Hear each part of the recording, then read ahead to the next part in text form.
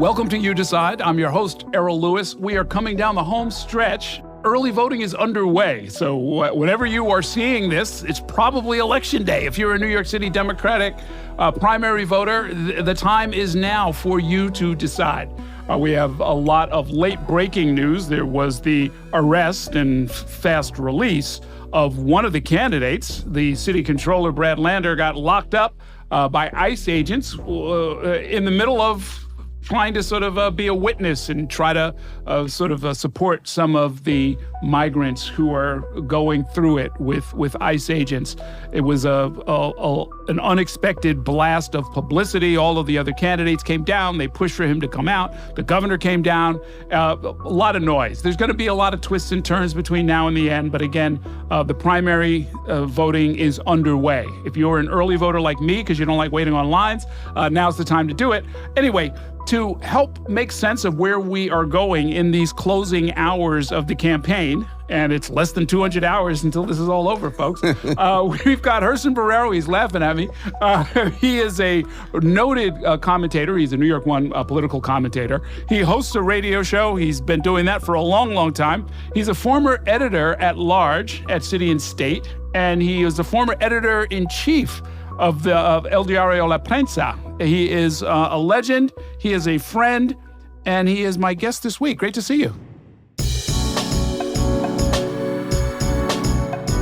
Great seeing you, a legend in my own mind, but you know, we make a living that way. And I should have mentioned, actually, we used to, and you still come on our TV show every Wednesday, and we used to have a very unusual segment that actually predated my time here. Correct. When you were on the Political Rundown with one Curtis Sliwa. Can't believe that we were on for 13 years with him. It was supposed to, he said, we're not going to be on for 3 weeks. It lasted 13 years, and now here I am, like, now 26 years since the segment started. I got to do a shout out to, he's going to hate me, Michael Nitsky, who used to be here. He's the one that said, come on, and you're going to do this. And I said, but he says, I don't want you to be an expert. Just say what's on your mind, just like other New Yorkers. And he's the one that encourages this kind of behavior. Okay. So, Michael, it's on you. Okay, so we'll blame him, right? Yeah, that's right. That's right. Okay, very good.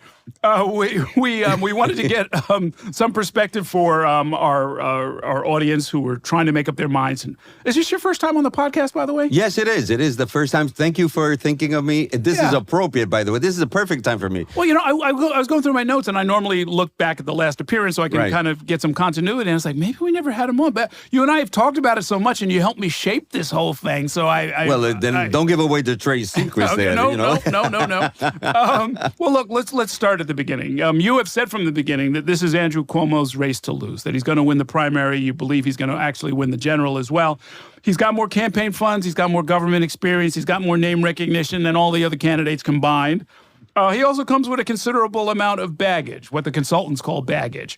How do you assess all of that and conclude that it's not going to stop him from going to Gracie Mansion? Because of the field of candidates. I do not want to specifically insult anyone in particular. It's a weak field of candidates. I'm saying this general compared to his resume and the fact that it is Cuomo. This is not a name that popped out of like Mamdani, but all due respect to him also.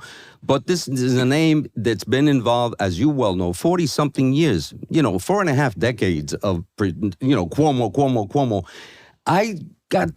I'm almost sure I started voting for his father or against him in many circumstances. I think one election I just out of concern of the way that he was running. I think the second term I just voted for Pierre. There was a guy named Renfrey. I remember that yes, guy. I voted just out of because I'm an independent. Right. So just general election, he did something. It was the time that he made a stupid remark about Puerto Ricans. It was misconstrued. Puerto Ricans coming here without shoes. It really just pissed me off. And it wound up that I voted against him, just not that I thought, I think that votes are so important. Either you reward or punish someone. With regards to Andrew Mark Cuomo, AMC, I just felt it was November 11th of 2023. I was in San Juan, Puerto Rico, Summers Conferences, when I first sort of put these things together. And I started telling people, including elected officials, among them some statewide elected officials, that I thought he was going to make a run. They all thought I was crazy. He's not going to run. He's done with politics. And I just kept checking. And when I came back, Errol, I said that he would actually run There was no thinking. I know now that he wasn't even thinking about that. So I just started talking to people. And the more I polled people, he said, well, if he got in, he has a chance. And then, people in my friend, and that's how I've gotten to this point. I have no polls that I did then. I don't have, I'm not a brujo. I'm not... And this isn't a tip. This is the analysis is different from a tip. This is your own analysis. My own analysis of what I was seeing. And of course, we were seeing really the melting brain of Eric Adams, who we had a lot of hope for. I've known Eric for a long time, as you have. We thought he would never run for mayor.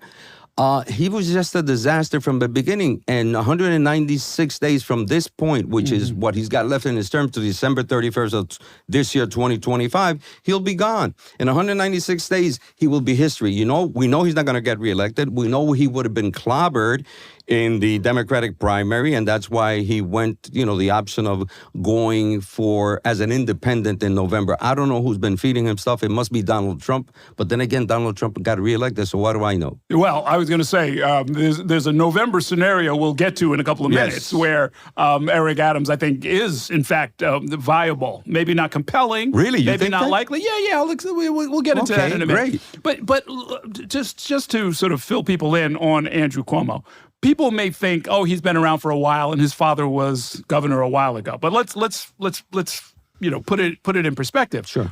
Andrew Cuomo was involved in the 1977 mayoral primary when his father ran. He was involved in the 1982 successful campaign for governor.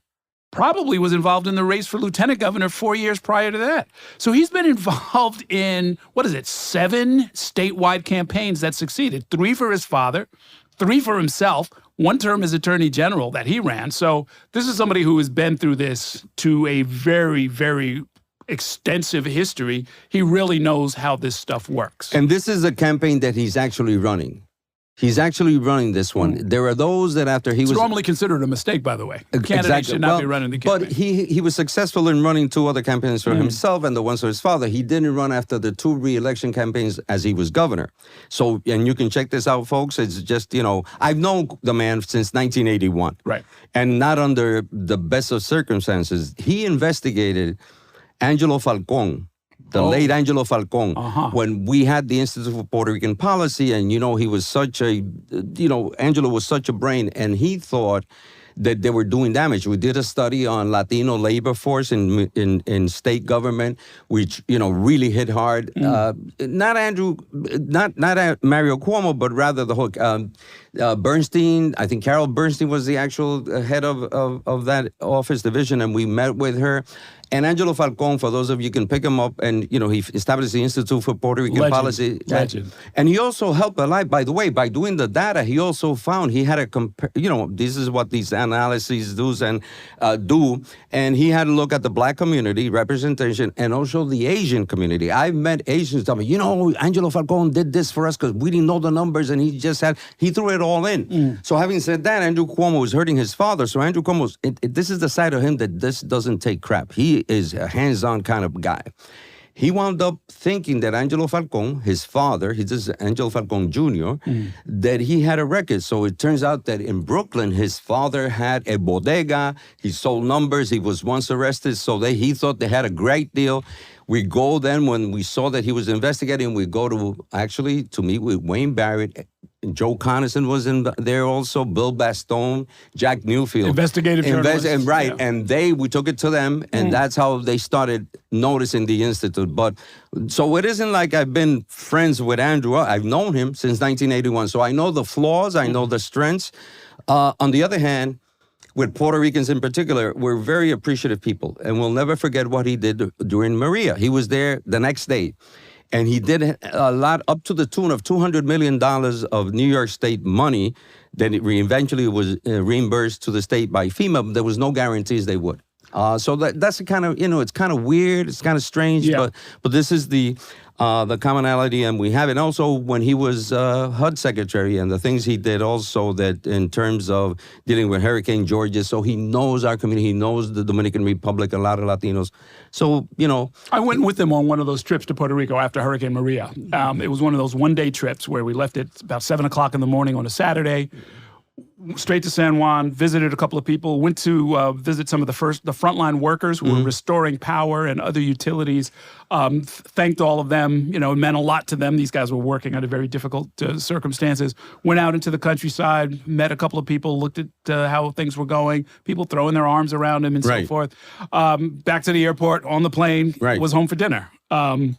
That's the good side of Andrew Cuomo. He didn't get or take a lot of credit for that, but that's money in the bank for him, politically speaking. It is, and he's not the kind of person that goes out of state. For example, if he's elected in the infinite wisdom or stupidity of New York voters come next Tuesday, he'll be the candidate. Then in November, he's get elected mayor. One thing, he's a hard worker, obsessive, some would say, but that's his life. That's, what does Andrew do? I mean, I don't think he's ever tried a case. He is an attorney, a lawyer. He was attorney general. And I just think that he's always taken risk in politics. People forget Hochul criticized him now, Governor Hochul, but, he took Hochul out of nowhere because he needed her, and she's become governor now. Who would know? Tish James, they got along fine. As a matter of fact, there's a clip that I looked at before coming here because I've been checking some stuff, and Tish James accompanied him as public advocate to Puerto Rico to work on houses. And there's clips of that. So there's, people just dismiss him. And yet, Nidia Velázquez, la luchadora, she endorsed Mamdani, which is really interesting. And they had a relationship, and she's been in office 32 years. Well, she has an eye toward the future, right? I mean, she's really kind of been the leader and mentor for a whole generation of Latino politicians. Oh, she's protecting her political behind. Could be. Okay. Could be. I noticed this, though. I was looking at some polls, and, you have to be careful with the polls, but they tell us what they tell us. No poll has showed Andrew Cuomo at 50%, which is what you need in order to win. That suggests that most primary voters either want somebody else, at least initially, or haven't made up their minds. I went back and looked at the last Marist College poll. Marist is a quality place, a quality polling institute. A lot of integrity. I know Lee Miringoff for a long, long time. Anyway, June 2021, the final Marist poll projected Eric Adams with 56%, Catherine Garcia with 44%. That 12-point lead vanished a week later because when the dust settled after primary day, it was like less than 2%. Right. So there's room here for some unexpected twists and turns. What do you make, though? I mean, you mentioned them and describe them in general as a weak field, but let's talk about the candidates individually. How do you think Brad Lander has been doing? We're talking a day after he got arrested down at Federal Plaza by ICE agents. That gave him, I saw international news coverage of that. So that they can't hurt at this stage of the game, right? The factor is here, and to make your point even stronger is the amount of undecided voters that we don't speak enough about. We look at these polls, and it's because from the beginning, Andrew Cuomo has led these polls, and I've never seen that happen. It's another phenomena. I mean, from day one, even before he had decided that he would run, and I know it took him a long time, and we were all waiting. He led in the polls. He's still leading. So if it weren't for such a high, and I don't know if you looked at that too, the high undecided voters, and right now, that could work in Brad Lander's favor because I don't think New Yorkers know him well enough. The comptroller spot is really like, your political career is dead. We've known that. Abe Beam was the last, and from Brooklyn, and he was like forced into the mayoralty when the city was bankrupt. I'm talking about the 70s. That's demonstrating my age, not no reflection on Errol. But the fact is that I think you make a point. It could happen. I think it's going to favor. But the other candidate in the field, what has stunned me about this election, and not too many things surprise me, because not that I know it all, why is Adrienne Adams not doing better? I know people say that she didn't, she came into the race late, that she's Tish James' candidate. Well, she decided she's in there. She is more qualified than most of the people there, and they're all hombres, men. So how is this? I questioned the other day, I got into a little trouble. I questioned the sisterhood of people that are endorsing Mamdani, who is a male, against a black woman who is qualified, 63, I think she is already, mature. She's done all kinds of stuff. In terms of her knowledge and what she brings, and she knows how a budget works. She has done 3, going on her 4th, not as many as the 11 that Andrew Cuomo. But I'm saying those are the 2 more qualified, and then of course Scott Stringer. Scott Stringer is like dead. His political career is over. Brad Lander, I think, shouldn't have been in this race. I think he would have done another 4 years as comptroller. And he has a certain style that we don't need right now. He looks like a little too soft. Yesterday was good for him because people, this guy could face, and Donald Trump, and he'll be that. But not really, because he didn't show. He was very, very professional, respectful, even as they were pushing him. They would have had to handcuff me if it was me, because I'd be, people, most New Yorkers, you don't get pushed around like that. I was going to say, at a minimum, I'd have been talking a lot of junk. I'd have been talking a lot of trash. And they would have probably, handcuffed me. Yeah, exactly. And they still have charges on me. But you did okay, Brad. You did okay. And then, so those 3, who I consider, I guess, sort of the next tier, they tend to clump together. At least one poll showed that Adrian Adams would do better against Andrew Cuomo than Zohran Mamdani in November. It was sort of a hypothetical. Right. But to bring up the whole November question, there's a scenario where Andrew Cuomo wins the Democratic primary. Zohran Mamdani, especially if he does well in the primary, maybe doesn't win it, but gets the Working Families Party line, so it's essentially a rematch with fewer candidates in the mix and a winner-take-all race. And in a scenario like that, Eric Adams, with his, whatever it is, 20% support, 22% support, starts to look kind of interesting. And he is going around telling people, I know this for a fact, he's going around telling people that's the scenario he expects, that's the scenario he wants, and that's the scenario that he thinks could lead to his reelection. I hope he not paying too much money for that stuff he's smoking, because, come on now. You forget it's perfect. I know you're doing it intentionally to provoke me in this sense. No. I'm just telling you what's happening. But you forget it's a general election. Yeah. That means that Republicans get to vote. Yes. When they see a character like Eric Adams, I don't want him again. Damn, the hell with him. Even if he snuggled up to Trump? Even if they won't, because New Yorkers are a different breed here. And let me ask you this. The super liberals, those that are completely against Andrew Cuomo, they're going to go with Eric Adams? No, they're going to go with Mamdani in this scenario.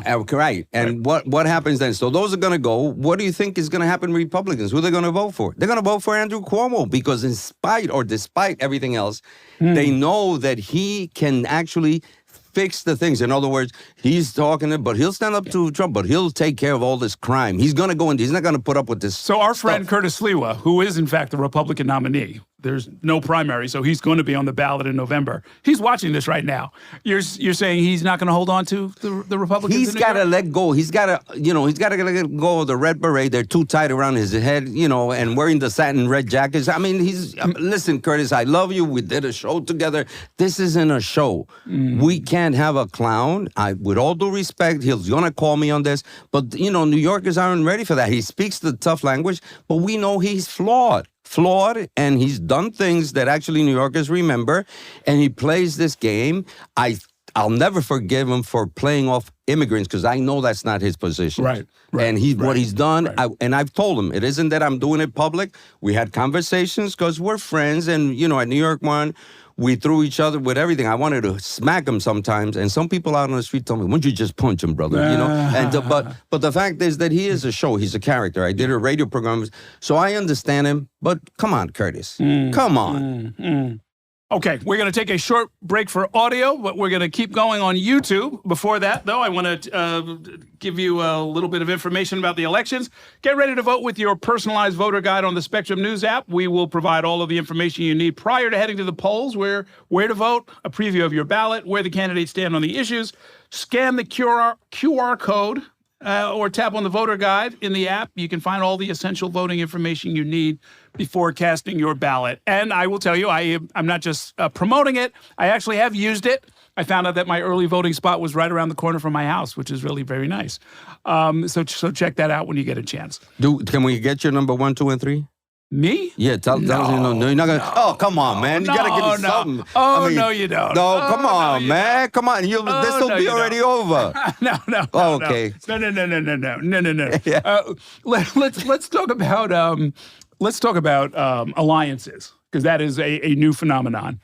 We know that Zohran Mamdani and Brad Lander have cross-endorsed each other, and they did it more than a week before the primary. So they're doing it much earlier than we've seen before. So this is on one level kind of a new phenomenon. The other alliance we've seen is Mamdani with Michael Blake, another candidate. We know what that brings to Mamdani. I'm not sure what it does for Michael Blake. We saw Jessica Ramos. I guess this is a substitute for dropping out of the race. She hasn't really been campaigning, but she did say she wants people to vote for Andrew Cuomo if they don't vote for her. So that almost qualifies as a semi-alliance. This is going to be a new feature of politics, isn't it? It's a new feature for Working Families Party, who probably is already redacted, has a draft form of what it is they're going to say. Oh, we never expected Mamdani or any of our candidates to win. We just want to, advance the numbers at the polls, and the cause and getting New Yorkers. But we're ready. So they're going to play. They're going to claim winning anyway. Working Families Party is going to play. They have a ballot line. They're still competitive in November if they want to be. Right. They want to be. They could pull something off. But let's see who does better. Would they go with Mamdani if he actually loses track and get another candidate that actually does better? For example, Brad Lander. Are they going to switch around that? Because allegedly Mamdani has all these young people. Do they vote? So I'm not too sure until the election of the 24th is called, maybe 10 days after. By the way, how many days is it going to take in your estimation? We're going to have some reporting on that. There are a couple of technical things that are involved. First of all, I think they don't even start the process of going through the ranked choice iterations until after all of the absentee and mail-in ballots are in. So for the first, 5 to 7 business days, nothing is going to happen. And then they're going to open up all of the mail. They're going to open up all of the affidavit ballots. They're going to open up and, allow for any challenges. Then they'll have the numbers that they work with. And I think that's when they start doing the iterations. But by the way, I started looking at the 2021, which is the first time we use ranked choice voting. Yes. And believe me, save your time, because you can't compare both. It's a different set of that was during the pandemic. Yeah, and exactly. Different sets of circumstances. Yeah. So the Working Families Party can say all they want. I don't think they're going to have the winning candidate. I think it strengthens the party. No cross endorsements. I'm going to mention this because I've talked to different people. I mentioned it to you on Sunday at an event, a memorial event we were at. And I'll say for Tom Robbins, we miss you, Tom. Sorry about that. But I got to tell you that I checked this out. Adrienne Adams is not cross-endorsing, and she won. With Mamdani. Right. She's not cross-endorsing. He clearly wants that. He told his people to go and raise money for her, as a matter of fact. He did before this, until...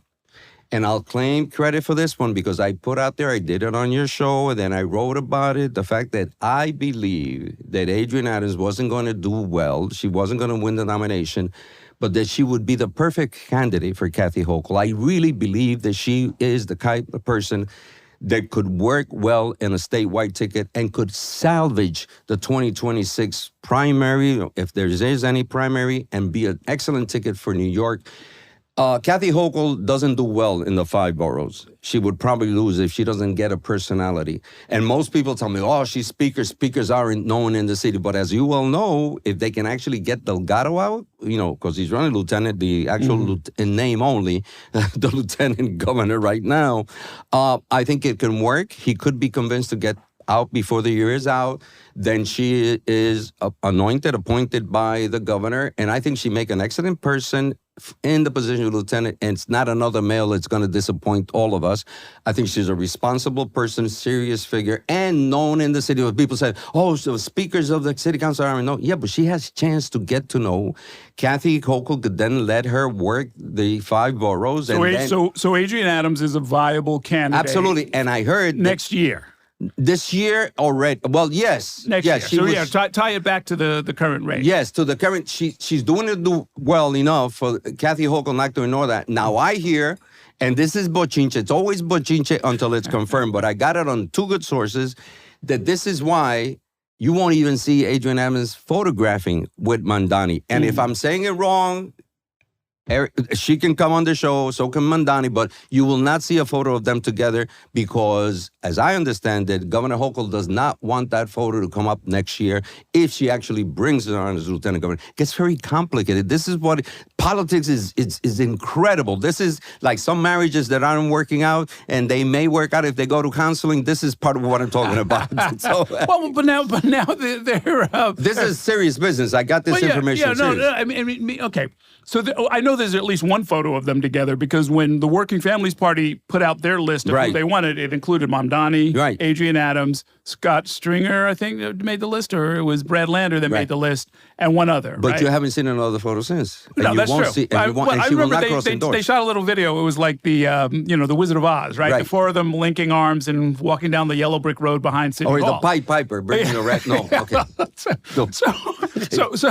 So what you've heard is that it would displease Kathy Hochul because she would have a cross endorsement. Because she knows that the Jewish community would not be pleased. Honestly, that's what I heard. It may not be true, but I'm going on the 2 sources that I have on this. What do you make of the fact that there is so much antipathy from the New York Times editorial board, from the business community, and by that I mean the mega corporations? I know for a fact they do not want Zohran Mamdani. They don't care what else happens. Because why is that, do you think? His inexperience. No, but that's not the reason. No, that's not the reason. Okay, so what do you want to throw in? What will please you for me to come out of my mouth? That he's a Muslim? I don't think that's the reason. I think that it goes to finances. These same people backed Eric Adams, and he had been Brooklyn Borough president, which is a staff of 30 that does almost nothing. Right? So, I mean, there's an experience gap there, too, right? And that didn't seem to come up at all. I'm going to say this, and some people are going to be offended. Eric is not as smart as Mamdani. And he's double the age. So this is a young man with potential. Just right now, this is in his time, and they're afraid of him. The business sector hasn't pumped in. Mike Bloomberg, who's not a fan of Andrew Cuomo, will pump in $5 million and independent expenditures to support him. They have big egos. They wanted all the credit for everything. But what do you think they think Mamdani could do? Destroy the city. Destroy the city. They really believe that. Here's the thing. I've heard 2 objections, and to me they don't fit together. They don't make sense. One is he's a hard left socialist. He doesn't believe in capitalism. He's going to tear down our institutions. He's going to undermine the system. And then I hear he's inexperienced. He can't run anything. He's never organized. You can fit his whole staff in an elevator or whatever the ad says. Those 2 things are not the same, right? No, they're not. Either he's a skilled, scary menace, or he's just a bumbling kid. But he can't be both, right? But you combine both, and people that want him for one reason or the other will latch on to that one. But I'll give you something that is simple to understand, beyond the politics. I was 33. I'm 74 now. You were 33. Oh God. Okay. Don't remind me. Okay. So you think you know what I'm saying? Well, we've learned, and I'm still learning how much I don't know. Well, I was going to say, I say, don't remind me, because when I was 33, I was running a multi-million-dollar credit union that we started in Central Brooklyn. I was given way more responsibility than Assemblyman Mamdani has right now. And I think back then, was I ready to run the city back then? I wasn't really ready to run the credit union. You know? And then you ran for city council. Yes, I did. Right? And you tried to politics because you thought you could do more. Not your personal ambition, because you've done very well, thank God. I think you're pleased with your life and the way it's turned out. The voters saved me from what would have been the voters saved in their infinite wisdom, right? So, so in a serious manner, you look at this. I have a 41-year-old daughter. I have a 27-year-old son. You have a son.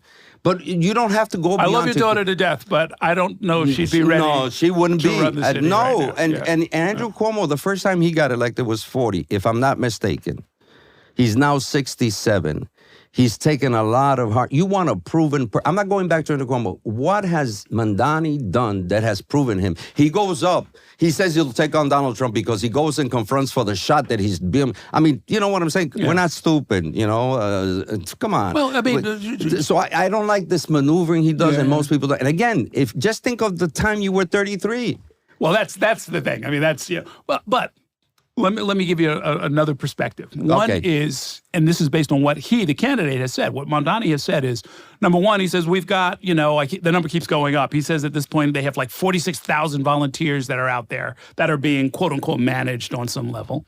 And that they've knocked on 1 million doors and so forth and so on. It reminds me of, and you got to be careful with these analogies, but it reminds me of what we heard from a former state senator named Barack Obama, when people were saying, you haven't done anything, you're a state senator representing a piece of Chicago.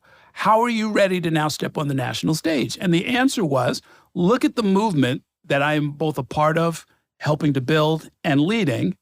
And, there are some things that are more important than where you sit on an organizational chart or whether or not you have all of the right PowerPoints and your meetings always start on time. There's something called political leadership, and that's what I'm bringing to the party. It was not the same for Barack Obama because you remember that he did go through the Senate and had some mentors and people guiding him and saying, we're going to do this, including Ted Kennedy, like senator. Yes. He also had, there was a guy who was speaker at that point from Nevada who was helping him. Sure. I mean, there was a lot of people just bringing all that natural ability that the raw talent, they honed it, they helped it. Sure. Mamdani doesn't have this. What you have is an AOC standing on Saturday. People impressed. By the way, there were no King protests all over him, gatherings of hundreds of thousands of people throughout the United States, and we go crazy. Political me, oh my God, I've never seen anything. What a movement. Well, it could have been, a quarter, half of them out there. AOC stands and she says 67-year-old Andrew Cuomo, the old people. But she runs around with an 83-year-old Bernie. Yeah. Come on. Come on now. Well, come on now. And then with Nydia Velázquez, who's 72 again. I go back to Nydia. What, is she young? She's been 32 years in the Congress? Two things with that. One is right. I mean, first of all, it's insulting. There's a generational thing going on here for sure, which is interesting. People. But, if the leadership had decided to embrace, or if you want to use the word co-opt, Mamdani, I think that would have been a perfectly logical thing to do compared with this campaign of vilification and negative campaigning that they're throwing millions of dollars into. I would have much rather have them pull him off to the side or whatever it may be and just say, like, listen, we know talent when we see it. Correct. You got it. He does. We're not going to take that away from you. You've got some ideas, and it's going to be your world and you and the young people, so you can run the world however you want to. When you get the reins of power, let us show you how to do it. Let's have a smooth transition to whatever the future is going to look like. Now, this is me saying pie in the sky. I'm sitting on the sidelines. I don't run a corporation here, and I'm not part of any political establishment. But it seems to me that would be a logical way to handle somebody like him, as opposed to saying, you're a Muslim. We're going to show you with your tunic on and make your beard look darker, and we're going to try and scare everybody and tell everybody that you've got no future, because that's the one thing that he can refute. He's like, you can't say I'm not the future because I am. True. You can't say I'm scary and demonic because I'm charismatic and I can smile and everybody can see I'm not a threat. So then, what we end up with is confusion rather than clarity as everybody's going to the polls. Well, he could have dealt with that. He has parents, people that are older that are guiding him and said, look, you got to tone down this because it's offensive. I have no doubt. I want to see, in my lifetime, if it was up to me, I would limit the age of a presidential candidate. 65 is the oldest you can be to become president. And if it were up to me, one term of 6 years, I would change the whole thing. I think we get too much. 8 years is too much, even with term limits. Sure. 1 year or 6, serve the nation well, get the hell out, go retire. So I believe 35 is a good age to start. 65 the oldest. I would change that automatically. Interesting. You know, so Yeah. I'm all for young people. I've said it. There's two people say, oh, 70. No, 65, you already, because I've been through 65. I'm 74. I'll be 75 soon in November. So I know what changes are. Not that I'm, losing anything, but there is a stamina issue. There's a thing of already, what you think you can do in what's left of life, and you want to do certain things. I'm all for younger people, but you can't be stupid and start insulting people. I'm sorry. And it is insulting. When I hear AOC standing and really, well, what do I do as an independent 74-year-old when I got to vote for your candidate? Yeah, You're going to do that to me, sister? I love you. No. Your buddy. It doesn't make any sense. Right. She has lovely things to say about Nancy Pelosi, Nydia Velasquez, and Bernie Sanders. But they all old. But if it's Andrew Cuomo, it's like, hey, he's no good at singing. and he's younger than, you know what I'm saying? That's wrong. Right. And what does she say about Adrian Adams? Does she also feel that 63 Adrian? Come on. Listen, thank you very much, my friend. Great talking with you. And we don't bet money on these things, but I look forward to talking with you when all bet the a cafe. dust settles. People know I drink cafe. I'll bet a cafe with you. How's that? Okay, there you go. Enough. You got coffee. You didn't even give me coffee. Okay, thanks a lot. Thank you, Errol.